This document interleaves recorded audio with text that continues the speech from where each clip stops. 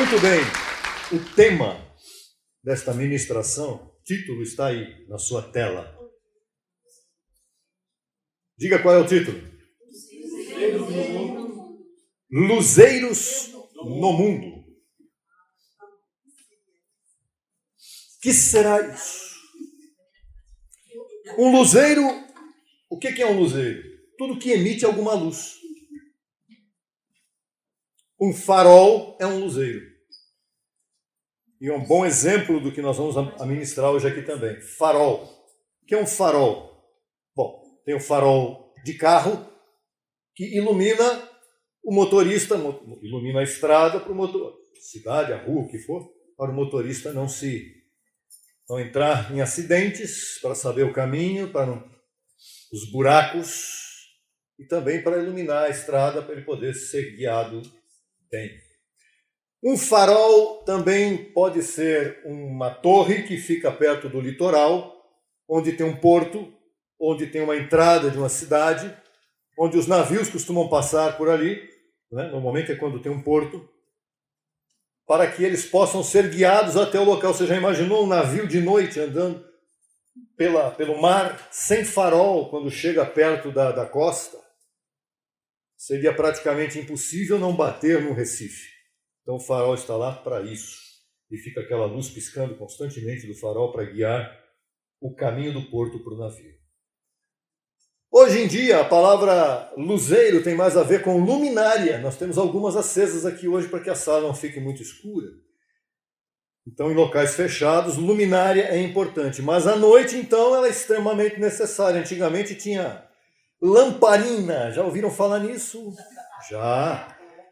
Lamparina. Lampião. Mas hoje é luminária. Tudo bonitinho. Acendendo bonitinho na parede, tudo maravilhoso. Então, no livro histórico de Mateus, capítulo 5, verso 16, nós mencionamos isso no estudo passado, que nós tivemos aqui, Jesus declarou, só para introduzir esse tema, da mesma maneira, resplandeça a vossa luz diante dos homens, para que vejam as vossas boas obras. Os homens têm que ver as nossas boas obras. Cesta básica, né? Não. Ajudar as pessoas. Não são essas boas obras que está sendo manifestado aqui. Para que vejam as vossas boas obras e glorifiquem a vosso Pai que está nos céus. Ora, quando Jesus falou isso, ele estava diante de uma multidão. E não tinha microfone, não. Ele estava diante de uma multidão, provavelmente sentada numa grama, ou no deserto. E aquela multidão de gente não eram convertidos, entendam isso. Não eram pessoas da graça, como nós somos. Não eram evangélicos. Quem é que estava lá diante de Jesus naquele tempo, ouvindo ele falando isso aqui? Judeus, a grande maioria. Judeus, viviam sob a lei. Jesus estava dizendo para eles que a vossa luz resplandeça. Imagine a situação. E aquele povo entendeu alguma coisa? Resplandecer luz, eu tenho que acabar essa conversa aqui, eu tenho que sair daqui, matar um passarinho lá no templo e fazer um sacrifício. O passarinho, porque o pecado era pequeno, se fosse maior, tinha que ser um bicho maior. Então, Jesus disse, a luz de vocês devem manifestar boas obras. O que significa isso? O que Jesus estava falando? Ele estava falando, será que para aquele tempo? Não, Jesus estava falando para este tempo, para depois da cruz. Aquele tempo não havia possibilidade de ninguém emitir luz, né? Porque estavam debaixo das obras das trevas da lei. Então aquela palavra se tornaria uma realidade em uma etapa futura, propriamente a etapa em que nós estamos vivendo hoje, nos dias de hoje. Pode deixar tranquilo aí. Quando Jesus de Nazaré, o Cordeiro de Deus, ele é sacrificado e ressurge dentre os mortos, ele convoca Paulo ao paraíso, acabamos de ouvir esse louvor, e lhe revela o seu evangelho a Paulo. E aí, quando Jesus, ressuscitado, revela o seu evangelho a Paulo, aí começa a luz a brilhar de verdade no mundo. Primeiro na mente de Paulo. Escrevendo aos Efésios e a nós também, encontramos o seguinte escrito do apóstolo Paulo, Efésios 1,16. Isso não era só para os Efésios. Deixar isso muito claro. Tem gente na internet que pensa que isso aqui é para os Efésios. É para você. É para nós. Não cesso de dar graças por vós, fazendo menção de vós nas minhas orações, para que o Deus de nosso Senhor Jesus Cristo, o Pai de glória, vos conceda espírito de... Agora começa. Antes na lei não tinha esse espírito de sabedoria, não havia, porque era lei, né? Na lei tinha que ter espírito de obediência cega.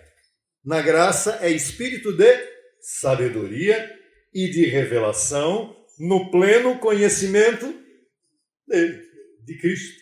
Na lei, alguém poderia ter o pleno conhecimento de Cristo? Não, porque Cristo não estava ali na sua plenitude. Ele estava ali como Jesus de Nazaré. Verso 18. Iluminando, pronto, chegou a luz. Iluminando os olhos do vosso entendimento. Paulo foi lá no terceiro céu e ele viu, né, cada coisa. Ouviu. Os olhos aqui não é do entendimento. O que Paulo tinha que fazer lá era abrir o ouvido e não os olhos. Iluminando os olhos de vosso entendimento. Para que os olhos do teu entendimento têm que ser iluminados? Para que saibais qual é a esperança que ele vos chamou. Que esperança é essa? Sua vocação. Nós não estamos aqui na terra participando de carne e sangue para o que Deus resolveu trazer e se vire todo mundo. E como é que é? Salve-se quem puder. Não. O Senhor nos trouxe aqui porque Ele quer que nós saibamos qual é a esperança a que Ele nos chamou. Ou seja, nós temos uma vocação. Nós não somos crentes cuja finalidade é dar domingo, quarta-feira buscar o Espírito Santo e na sexta ver o diabo rugindo na frente do palco e nem domingo buscar o Espírito Santo de Deus outra vez. Né? Não estamos aqui para religiosidade, para rituais religiosos, para entreter a Deus com essas coisas. Isso tudo para Deus é bobagem. Nós estamos aqui para entender o que estamos fazendo aqui, a nossa função nesse mundo. E a nossa função nesse mundo é crescer em graça e reinar vivos. E quais as riquezas da glória de sua herança nos santos? Então, temos que entender aqui que somos filhos de Deus e, consequentemente, somos herdeiros de Deus. Estamos aqui para isso. E qual é a suprema e transcendente? Tem umas palavras aqui bem tremendas. Até o Pedro dizia que Paulo era muito... Os textos de Paulo são complexos demais. As palavras de Paulo, que Paulo era um homem culto, super conhecedor de tudo. Então, qual a suprema e transcendente grandeza de seu poder? O que quer dizer isso? Traduz isso. Nós estamos aqui para descobrir que Deus está além. A sabedoria de Deus está além da sabedoria humana. Transcendente, quer dizer, está além. Se o homem tentar entender com a sua própria, sentado numa faculdade, esquece, não vai entender. Ela está além, tem que ser revelado, tem que ser iluminado. A grandeza de seu poder para com os que cremos segundo a eficácia do poder de sua força. É Ele que tem o poder para nos iluminar. No verso 20 diz, a qual, o quê? Poder de sua força Ele exerceu em Cristo. Deus exerceu o seu poder em Cristo, ressuscitando-o dos mortos. Ele, em carne, Jesus ressuscitou dos mortos. Deus veio, se encarnou em Jesus, ele morreu e ali Deus exerceu o seu poder para ressuscitá-lo dos mortos. E para que Deus ressuscitou ele dos mortos? Primeiro, porque Jesus era Deus mesmo, então ele era ele próprio ressuscitando a ele mesmo. naquela manifestação. E segundo, para nos dar o exemplo de que aquilo ali vai acontecer com a gente também. Esse mesmo poder que já levantou Jesus dentre os mortos, também nos levantará aqueles que já se foram, e se nós tivermos que passar por isso, também ele nos levantará dentre os mortos. Tremendo, hein? E o que quer dizer isso, assentando à sua direita? Direita.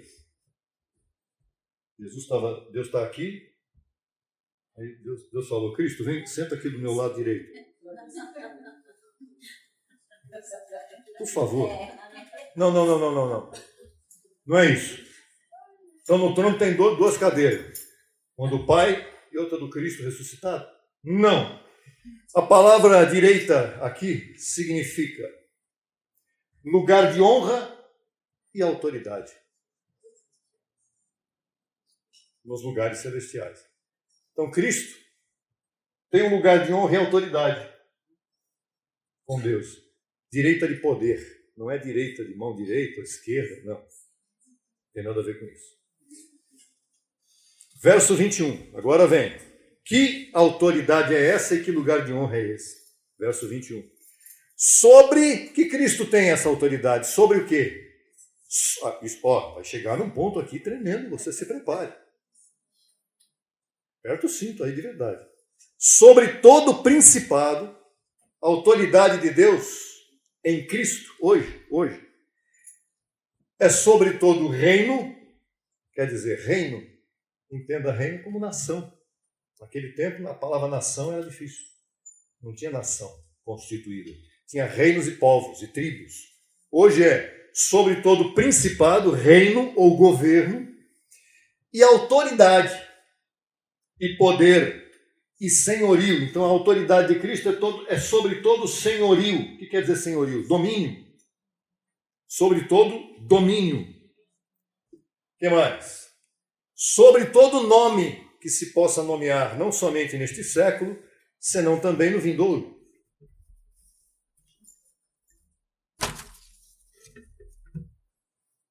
Então, a autoridade de Cristo, ela abrange o quê? Reino, diga reino. Governo, autoridade, poder, domínio, sobre todo nome. O que falta aqui para Cristo dominar? Nada. Não falta mais nada. Todo mundo que está aqui está debaixo disso aí. Está incluído aí. Seja pai de família, seja professor de escola, seja diretora de escola, seja político, seja dono de empresa, bilionário ou microempresário, não importa quem é. O Senhor Jesus Cristo tem autoridade e domínio sobre tudo isso. 22. E submeteu, ou sujeitou, todas as coisas debaixo de seus pés. Deus, então, sujeitou ou submeteu todas as coisas que nós vimos anterior no texto, debaixo dos pés de Cristo. O que quer dizer debaixo dos pés? Também não tem nada a ver com estar aqui abaixo do pé físico. É abaixo da pessoa dele. É uma figura de linguagem. E o deu, agora vem a parte que realmente nós precisamos entender muito bem. E o deu por cabeça, quem? Cristo, está falando de Cristo. Então Deus deu Cristo por cabeça sobre todas as coisas. Tudo isso que Deus deu a Cristo também está entregue à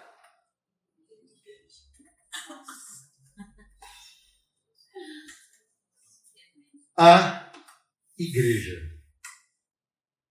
Tá? O Senhor entregou à igreja. Cadê a igreja? Deve ser. Tem uma na esquina ali. Não. Não é espaço físico. Mas tem uma poderosa lá no céu. Não é espaço físico. Tá? Não é espaço físico.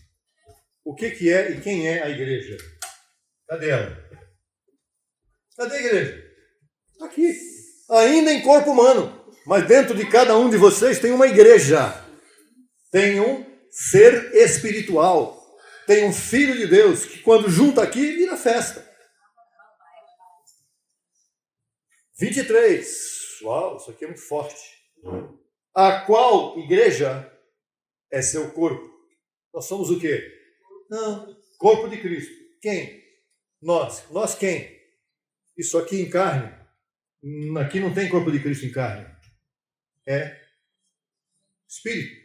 É a mente. Aqui. Agora, isso aqui tem que dominar isso aqui. Porque nós estamos aqui para aprender. A qual é seu corpo? A plenitude daquele que está fazendo todos completos em tudo. A igreja é a plenitude de Deus que está na terra. Nós somos os embaixadores de Cristo nesta terra. O que é um embaixador? É um governo, é um representante do governo aqui na terra. Olha, essa é uma declaração de honra à autoridade que Deus deu à igreja. Qual é a limitação da autoridade que Deus deu para a igreja? Nenhuma. A autoridade que Deus nos deu nessa terra como igreja, ela é ilimitada como corpo de Cristo. Não tem limite. Você pode fazer, em Cristo você pode fazer tudo o que você quiser. Com a sabedoria predestinada. Não estou falando de carne aqui, estou falando de espírito. Você pode perceber um detalhe. Veja o que nós falamos nesse detalhe. Algumas expressões que Paulo, quando está falando com os Efésios, olha, diga, eu sou iluminado, eu sou um luzeiro no mundo. Entenda esse detalhe. O detalhe é que Paulo se dirige à igreja de Cristo como um corpo e não a membros individualmente. Eu não estou aqui falando para A, B ou C individualmente. Você é um luzeiro, vai ser luzeiro. Não é um luzeiro andando por aí fazendo o que bem entende. É um luzeiro como corpo de Cristo. Ele está se referindo a... Veja as expressões que Paulo usa. Volta lá no comecinho, acho que no 21. Não, aí. Não, mais um.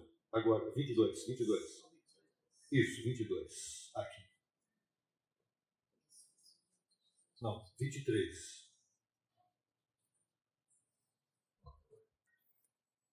O que Paulo usa, as expressões vos deu, a vós, a igreja, vossa, ele usa essas expressões se dirigindo à igreja como um corpo e não a membros individualmente. Ele não está falando aqui a você, ou aquele outro, separadamente. Ele está falando a todos como um corpo. Tá certo? É isso que eu tenho que colocar isso para você. Isso significa, eu não tenho que me considerar um luzeiro individual no mundo, cumprindo simplesmente o meu papel. Eu vou ser um luzeiro por aí. Não. Você tem que entender o papel da igreja. A igreja é o corpo de Cristo, é o corpo mais importante que existe na face da terra. É a agência mais importante do que o FBI, do que a CIA. A igreja, ela tem um poder que você ainda não imaginou o tamanho dele. Cada um de nós, luzeiros, temos que entender que somos dignos participantes e não simpatizantes de um corpo espiritual. A igreja jamais pode ser menosprezada por ninguém. Mas estou falando da igreja Espírito de Cristo. Não estou falando de igreja templo. Instituição? Não, instituição é coisa humana. Você, juntamente conosco hoje aqui, é um corpo. Diga, eu sou um corpo. O corpo de Cristo. A igreja tem que entender que ela tem uma vocação como tal. Cristo é a autoridade máxima no mundo? Sim. E a igreja? O que é? A autoridade máxima no mundo também. Eu não me vejo trabalhando sozinho no reino de Cristo. Eu trabalho juntamente com o corpo de Cristo, que é a igreja. Quando você vem congregar presencialmente, para você que está na internet, para você que está aqui presencialmente, quando você vem louvar, ministrar, cooperar, isso não é um entretenimento ou um passatempo, eu tenho que ir lá hoje porque é dia tal. Não, eu tenho que ir lá hoje porque a igreja está reunida neste dia tal. Não é entretenimento nem passatempo. É compromisso com a igreja, que você faz parte dela. Isso produz algo sério em sua vida e na vida da igreja. Porque você é um membro, sim, do corpo de Cristo. E esse membro não pode dizer, eu faço o que eu quero. Isso é tremendo, hein? Quer dizer, tem muita gente que pensa que a igreja, eu vou lá hoje não, porque eu tenho que... Não. Temos todos responsabilidades e compromissos com a vida, com o mundo, com as coisas que nós temos. Mas entenda a importância de quem você é. É bem importante isso. Nos dias atuais, quando você se propõe a congregar virtualmente pela internet, agora eu falo com você aí, pela internet, eu estou aqui na internet, eu posso sentar qualquer hora, qualquer momento. Essa é uma postura, estar na internet, que você se manifesta, ou você manifesta de comprometimento e responsabilidade para consigo mesmo. Porque quando você se põe na internet para estar com a família da fé via online, não é menos importante do que estar aqui. A importância é a mesma, porque a intenção do teu coração estar ali é o que vale. Não é se está longe ou perto, e sim a intenção com a qual você está ali ouvindo e vendo.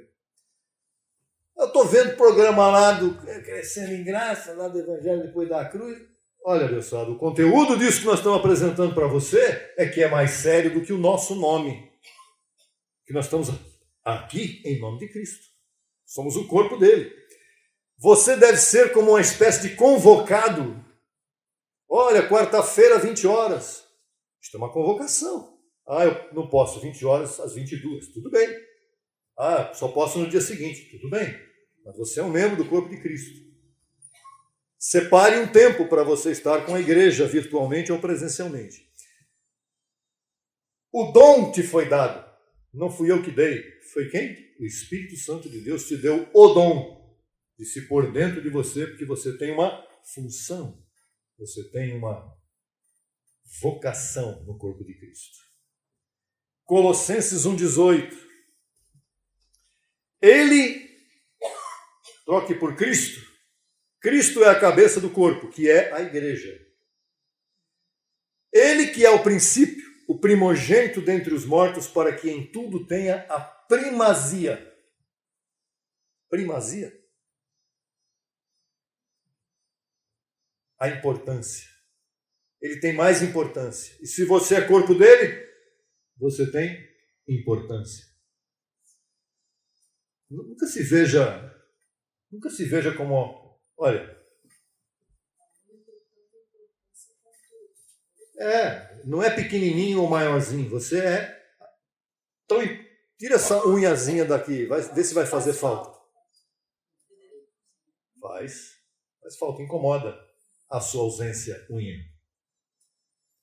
Então, você que está aí na internet, você pode dizer assim, estou pensando em me matar, vou tirar minha vida, porque tudo que eu tentei na minha vida não deu certo, eu estou cansado de viver, eu quero morrer. Você é um membro do corpo de Cristo, você tem função aqui. Você está querendo morrer porque você está se vendo em carne e está olhando para o mundo, achando que o mundo vai te dar a solução para os seus problemas. E o mundo não vai. Quem tem a solução para você é Cristo e essa palavra aqui. Você é um membro do corpo de Cristo.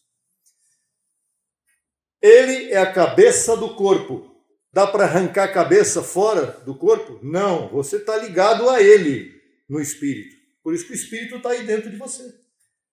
Ele é o cabeça do corpo, que é a igreja, ele que é o princípio primogênito, primeiro dentre os mortos. Daqueles que ele ressuscitou primeiro do que todos os demais. Mas os outros que estão lá também são irmãos dele.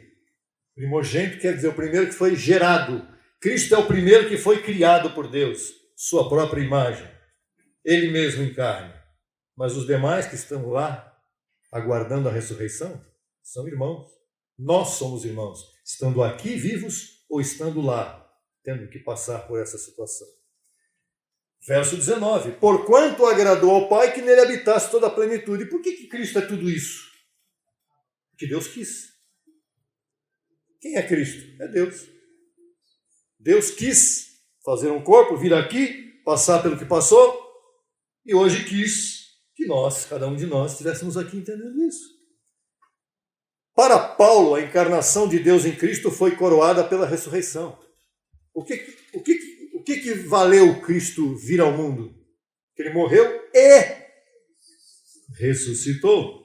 Não é como disse um certo cidadão um tempo atrás, que a cruz foi um fracasso para Cristo. Isso é um absurdo. Olha, é daquele da vontade de pegar um gato morto daquele cidadão, porque não é brincadeira. O cara que se diz líder religioso falar um negócio desse, Cristo venceu na cruz. Ah, mas olhou para a carninha dele, estava lá jogadinha, aquilo ali não era Cristo, era o corpo dele. Ele ressuscitou dentre os mortos e hoje nós estamos aqui ressuscitados também, graças a ele. Não fosse ele, a gente estaria morto que nem ele.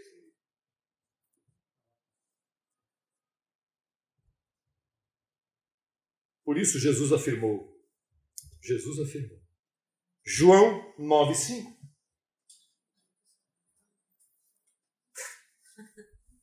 Enquanto estou no mundo, disse Jesus de Nazaré, sou a luz do mundo, porque ele era de Nazaré. Naquele tempo, ele era a luz no meio da lei.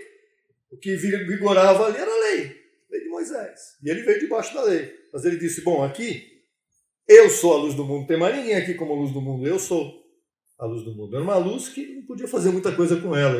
A luz dele tinha que ir para a cruz e morrer e ressuscitar. Mas ele era a única luz do mundo naquele tempo, por causa da lei. E hoje? Hoje nós somos luz do mundo, cada um de nós, e juntos como igreja, luzeiros do mundo. Olha, o cego de nascença, quando Jesus curou o cego de nascença, naquele momento, debaixo da lei, o milagre era a evidência da chegada da luz. Sabe por que Jesus curou o cego de nascença? Porque aquilo era a manifestação da luz naquele tempo no mundo. Através dos milagres, Jesus mostrava que era a luz do mundo. Que ninguém fazia milagre, só ele. Percebe? Jesus só podia naquele tempo fazer milagre. Ele não tinha outra coisa para fazer. E por que ele fazia milagre? Para mostrar, eu sou a luz do mundo. Eu vou fazer esse milagre, porque eu sou o próprio Deus. Ah, para com isso, é o filho do carpinteiro lá. Eu sou a luz do mundo nesse momento. Eu estou debaixo da lei, não posso fazer muito mais, não posso entrar dentro de vocês, porque eu estou em carne aqui. Mas quando vier o Consolador, ele vos levará toda a verdade. Aí já começava a falar de coisas que todo mundo ficava olhando e não entendia nada. Ele estava debaixo da lei e a mente estava em trevas de todo mundo. Tessalonicenses. Os tessalonicenses estavam preocupados com a vinda de Cristo, assim como muita gente hoje em dia. Sabe quais são as pessoas que mais estão preocupadas com a vinda de Cristo? Não são os não religiosos. Os ateus não estão preocupados com a vinda de Cristo. Quem está preocupado com a vinda de Cristo são os religiosos. Lê a Bíblia, lê errado. Talvez seja você, por favor, não quero faltar com respeito com ninguém. Mas você lê a Bíblia, lê errado. Lê o Apocalipse, meu Deus. Você lê o Apocalipse, você vai ficar à noite sem dormir. Né? Tessalonicenses, 1 Tessalonicenses 5:5. Porque todos vós, disse Paulo aos Tessalonicenses, e a você também neste momento, nesta manhã, nesta hora. Todos vós sois filhos de luz, filhos do dia. Dia representa graça, dia representa olhos iluminados, mente iluminada. Noite representa trevas. Todos vós sois filhos de luz e filhos do dia. Não somos da noite nem das trevas. Está falando de espírito.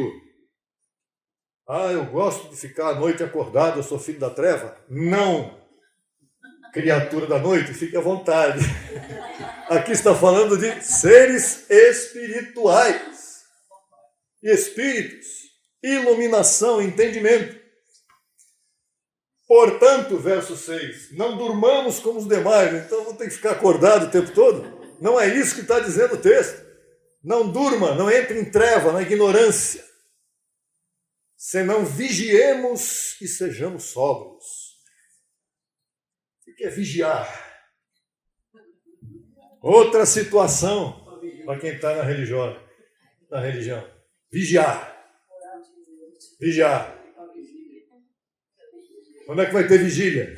Vocês irão lá vigiar. Vigiar não é isso. Não é. Aí você vai na vigília, no dia seguinte, não vigiei. Acabou a vigília. Vigiar significa olhar para você mesmo. Estar na fé, firme e ancorado, isso é vigiar. Crescer em graça é vigiar. Amadurecer é vigiar. Amadurecer na palavra. Então vamos lá. Fechando. Luz e farol precisam estar em pleno funcionamento constante. Você já imaginou um farol apaga lá no meio do litoral lá? Está lá na terra, o navio está passando, o farol apagou. Bateu o navio. Farol tem que estar ligado 24 horas por dia, especialmente à noite. Tem que ter um cidadão que vai lá toda hora e liga ele. E luz precisa estar em pleno funcionamento constante. Se a luz acaba hoje no mundo, especialmente nos dias de hoje, onde internet, onde coisas eletrônicas, você não vive sem luz. Eu não vou falar de água agora, só de luz. Não, você não vive sem celular. Você vive sem ônibus, sem carro, você vive sem comida, mas não vive sem celular, porque tudo depende da luz. Já pertencemos, ou seja, se faltar luz no mundo, a tragédia é absurda. Teve um apagão em São Paulo, aí. Já ficou ruim para muita gente, mas não foi uma tragédia mundial. Mas se acabar a luz no mundo, sem comentários. Nós já pertencemos a um mundo em trevas. Já. Eu pertencia a um mundo em trevas, quando eu estava na religião. Aquilo é treva. Estivemos sob a lei. Você esteve sob a lei? Sim. Eu também. Onde nós não encontrávamos saída, você estava na lei, tem que ter algo melhor aqui, não é possível. É isso aqui, é só isso aqui, Deus é isso aqui. Até que veio a luz do Evangelho da Graça. Você foi iluminado no seu entendimento, os olhos do entendimento. Que olhos são esses? Quem está na religião diz, mas que olho de entendimento? Quando você for iluminado, você vai entender o que é olho do entendimento. Eu só conheço esse olho aqui. Qual é o outro olho que tem? É o olho da mente. Até que a palavra do Evangelho iluminou nossas mentes trevosas, nos livrando da escuridão em que vivemos. Quando Jesus disse que o Deus deste século cegou o entendimento dos incrédulos, ele disse lá em 2 Coríntios 4:4, cegou o entendimento dos que não creram. A luz chegou, muita gente disse, não, eu prefiro ficar na treva. Hoje é o que acontece hoje. Olha para isso aí. Aqui. Nosso auditório lotado. Aqui está lotado com um grupo de pessoas. O sistema da treva está lotado com milhares de pessoas. Os filhos da escrava são mais numerosos do que os filhos da luz, do que os filhos da eleita. Não é? Muito bem. Nossa missão hoje, então, qual é? Diga, seguir brilhando. Você está brilhando? Tenho certeza que sim. Nossa missão qual é? Então, seguir iluminando. Nossa missão qual é? Ser um farol aceso no mundo 24 horas por dia. Na entrada dos portos, onde as embarcações, o navio vem cheio de gente para parar no porto. E o farol diz, é por aqui. Nós, hoje, vemos milhares de pessoas andando por aí, que nem barata tonta. Dão sangue no domingo para fazer qualquer coisa para chegar no lugar lá. Estou na igreja. Cheguei na igreja. Vim aqui porque eu tenho que fazer isso e aquilo, eu tenho que obrar aqui, operar aqui, eu tenho que pôr aqui a mesa bonita, eu tenho que fazer isso que o pastor me colocou com um cargo importante na igreja.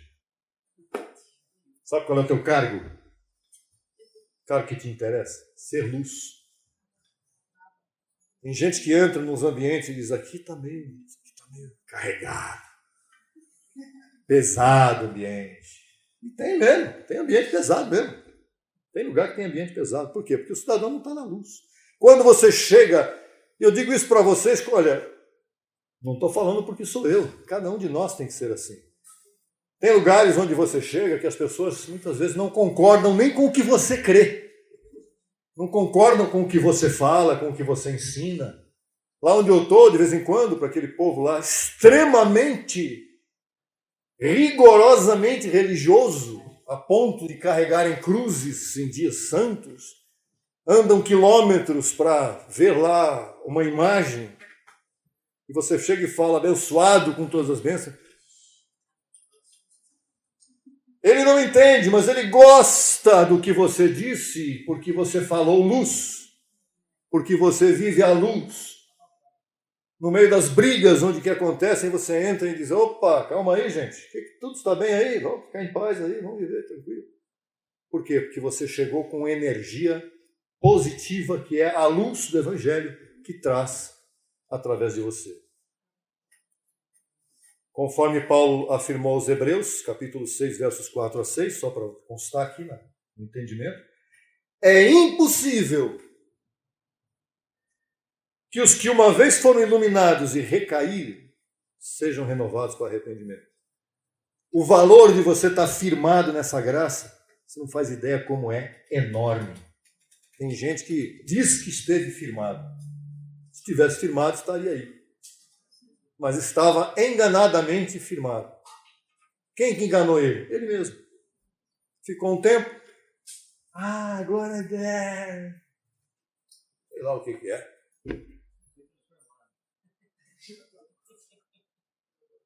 Abençoado. Os dias que nós estamos vivendo hoje são os melhores dias da nossa vida. Então eu vou encerrar com a seguinte exortação em amor.